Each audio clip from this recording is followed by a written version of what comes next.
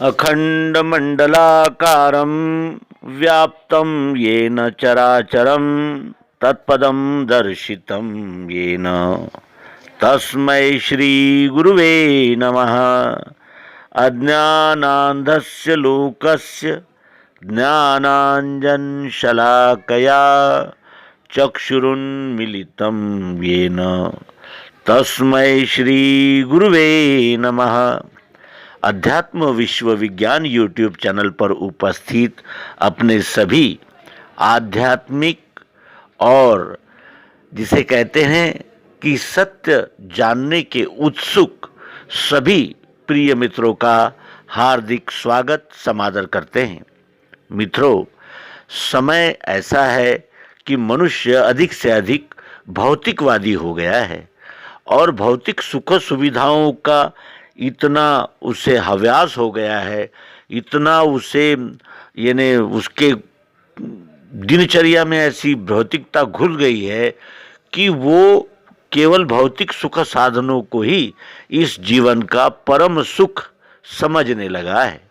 लेकिन ऐसा नहीं है, क्योंकि यदि इस भौतिक सुख सुविधाओं में आनंद प्रसन्नता होती तो फिर ये इतना कलह, संघर्ष और अनेक प्रकार की जो मतभेद है, भेदभाव है या अनेक मत भिन्नता है, एक दूसरे के प्रति एक दूसरे के मन में जो कलुषितता है, ये क्यों होती? और ये है, इससे कोई नकार नहीं सकता। आज तो राष्ट्र राष्ट्र से बैर लेकर बैठा है, व्यक्ति व्यक्ति से बैर लेकर बैठा है। एक ही घर में जितने लोग हैं वो एक दूसरे के प्रति कहीं न कहीं कटुता लिए बैठे हैं। और भले ही हमें भोग, ऐश्वर्य, अनेक प्रकार की संपत्तियां, विद्या क्यों न प्राप्त हो जाए, लेकिन जब तक हमें आनंद नहीं आता तब तक ये सब किसी भी कीमत का नहीं है।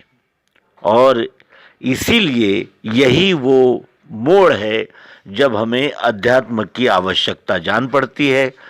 ये मनुष्य शरीर ही नहीं तो इस विश्व का एक एक कण गतिशील है और जो निर्माण हुआ है उसका विलय अवश्यंभावी होता है। और विलय होने से पहले ही उस वस्तु का, उस यानी घटक का ये परम कर्तव्य है कि वो अपने स्वस्वरूप को जान ले, और स्वस्वरूप को जानने से ही उसे संपूर्ण संतोष, आनंद, प्रसन्नता और स्थिरता प्राप्त हो सकती है। हम आध्यात्मिकता के नाम पर अनेक ग्रंथों का अध्ययन करते हैं, कितने ही प्रकार की उपासना करते हैं, क्या क्या नहीं करते, फिर भी हमें उसका संपूर्ण फल, जो आनंद है, जो स्थायी समाधान है, वो प्राप्त नहीं होता। और उसको प्राप्त करने में सद्गुरु युक्ति के बगैर दूसरा कोई मार्ग नहीं है। और इसीलिए हम कहीं ऐसा न हो कि अध्यात्म विश्व विज्ञान में जो शब्दों का भंडार होता जा रहा है, अनेक प्रकार के शब्द और उन शब्दों के अर्थ और अर्थों में फिर वाद विवाद संवाद, इसमें कहीं सत्य ढक न जाए, जैसे आज तक होता रहा। वेद उपनिषद अस्तित्व में रहने पर भी उन वेद उपनिषदों का वास्तविक अर्थ हम अभी तक नहीं जान पाए। कहीं ऐसा न हो जाए, इसीलिए हम समय समय पर सद्गुरु योग युक्ति, सर्वांग योग अपने मित्रों तक पहुंचाते ही रहते हैं। इसलिए कि हमें सर्वांग योग की जागृति रहने पर ही वेद, उपनिषद, श्रीमद् भगवद गीता, अनेक धर्म ग्रंथ, अनेक मतों, संप्रदायों के विचार, इन सब का समन्वय और एक ही समय में संपूर्ण बोध हो सकता है। अन्यथा हम शब्द जाल में भटकते ही रहेंगे। जैसे आदि शंकराचार्य कहते हैं कि शब्द जालम महारण्यम चित्त भ्रमण कारणम, ऐसा न हो, इसलिए आज पुनः आप सभी के लिए सर्वांग योग प्रस्तुत करते हैं। आशा है इसे आप तत्वदर्शियों के द्वारा समझेंगे और इसमें दी हुई युक्ति को प्रत्यक्ष अपने स्वयं के द्वारा प्रयोग करके सिद्ध करेंगे, जिससे हमारे सभी संशय भ्रम समाप्त हो जाएंगे और हम इस निश्चय को प्राप्त करेंगे कि पिंड और ब्रह्मांड में कोई भी विसंगति नहीं है, विषमता नहीं है। ब्रह्मांड से ही इस पिंड का उदय हुआ है और पिंड और ब्रह्मांड दोनों एक ही है। इसका बोध कराने वाला ये महान सद्गुरु प्रसाद अब हम प्रस्तुत करते हैं। ओम तत्सत। भगवान श्री मायानंद चैतन्य प्रणीत सर्वांग योग अध्याय पहला अनुष्टुप छंद। श्री गुरु के पदों को है मेरा दंडोत प्रेम से, यही प्रेम रहे स्थायी कृपा दृष्टि वही मिले। आचार करके ऐसा सनातन मुमुक्षु ने किया प्रश्न, गुरु बोले सिद्धांत सब वो सुनो। मैंने श्रुति स्मृति शास्त्र पुराण आदि है पढ़े, यथा विधान कर्मों को उनके करके लखा। तो भी चंचलता मेरे मन की मिटती नहीं, समाधान नहीं स्थायी वो कैसे मुझको मिले। कहे तत्श्रुति वो क्या है त्वम रहता कहाँ। असी कहा जिसे वो क्या ध्यान में बैठता नहीं। देखना उसको कैसे जो देखे वह कौन है। जानना चाहता हूँ ये यथार्थ मुझको कहें। मोक्षेच्छा दर्शन योग नामक अध्याय पहला संपूर्ण। सर्वांग योग अध्याय दूसरा। यह प्रश्न मुमुक्षु का सुन के श्री गुरु कहें, लक्ष्य सिद्धांत का जो सो निश्चयार्थ स्वरूप के। यही विज्ञान की रीति साक्षात्कार स्वरूप का। इसी का बोध होने से दृढ़ निश्चय है मिले। जड़ चैतन्य की ग्रंथि छूटने का सुमार गए। बता से अपने आगे रखना भूलना नहीं। फिर वे सूक्ष्म दृष्टि से देखना बोध के लिए। ये में बोध होते ही मुक्ति है ब्रह्मजाल से। गुरु स्थापन योग नामक अध्याय दूसरा संपूर्ण। सर्वांग योग अध्याय तीसरा। स्वरूप वस्तु का देखो देखा सोक्षर जानना। भरी है मध्य में इसके अक्षर ब्रह्म मिठास वो। नाम शक्कर जो है वो पुरुषोत्तम भाव है। प्रेम का ये निज स्थान ध्यान के हेतु से कहा। यथार्थ बोध होने को निज मूल स्वरूप का। वस्तु में त्रिपुटी देखी कल्पना से स्वभाव ने। इंद्रियों से दिखता है अक्षर सो तत् है कहा। त्वम से अक्षर को जाना असी निश्चय नाम है। अक्षर में अंग है 8 अक्षर एक अरूप है। जहाँ है भावना दोनों लय का स्थान वस्तु सो। सद्गुरु स्थान दर्शन योग नामक अध्याय तीसरा संपूर्ण। सर्वांग योग अध्याय चौथा। अब ये ध्यान में बैठे संपूर्ण इस हेतु से। आदि में अक्षर का भाव देखना निज बुद्धि से। दिखेंगे इसमें भाव 8 भिन्न प्रकार के। ये रूपांतर पाते हैं चक्राकार सदैव ही। अपनी आंखों से देखो दिखता है पदार्थ ये। ऐसे ही विश्व में सारे रूप का दिखना भरा। इसे हाथ लगा देखो आता है स्पर्श ध्यान में। ये स्पर्श भाव सर्वत्र विश्व में है भरा हुआ। इसमें शब्द है स्थायी बजा के कान से सुनो। वैसे ही विश्व में सारे स्थित है शब्द भाव भी। जीभ से ये लगा देखो वस्तु में कुछ स्वाद है, ऐसे ही विश्व में भी है रस भाव भरा हुआ। नाक से सूंघ के देखो, गंध है इसमें भरा।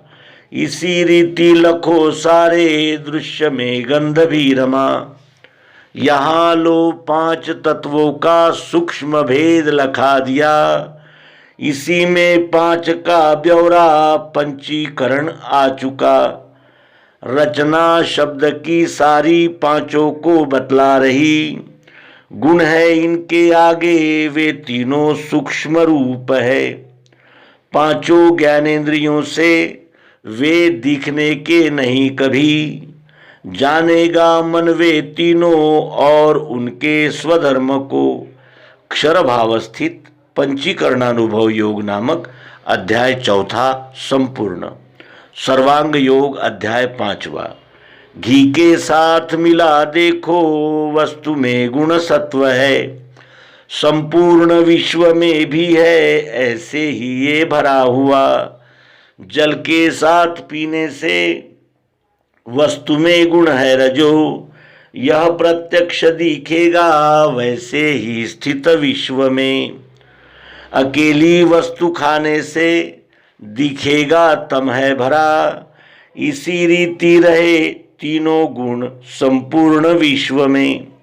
जीवों में अन्न के द्वारा ये तीनों स्थूल रूप से कफ वात बने पित्त वेग से कूदने लगे। इसी से स्थूलता पाई स्वरूप बोध के लिए। मन बुद्धि अहंकार बन के कार्य है करे।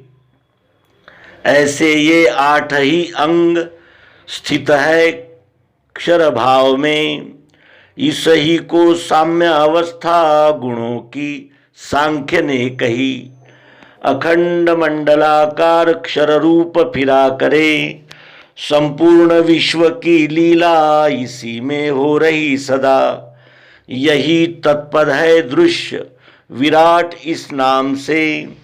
सबों को दिखता है ये प्रत्यक्ष जानते नहीं। क्षर विराट दर्शन योग नामक अध्याय 5वां। सर्वांग योग अध्याय 6वां। अब अक्षर आत्मा को जानने की सुरीतिये लखाते हैं। इसे लेना श्रद्धा से सात्विकी ही ये। संपूर्ण विश्व की लीला अक्षर में जिस हो रही, उसी में बैठी हैगी अस्ति भांति प्रियत्व से। वेदों के नेति का शेष वस्तु की उपलब्धि वो। उसी का भास सर्वत्र हो रहा दृश्य मात्र में।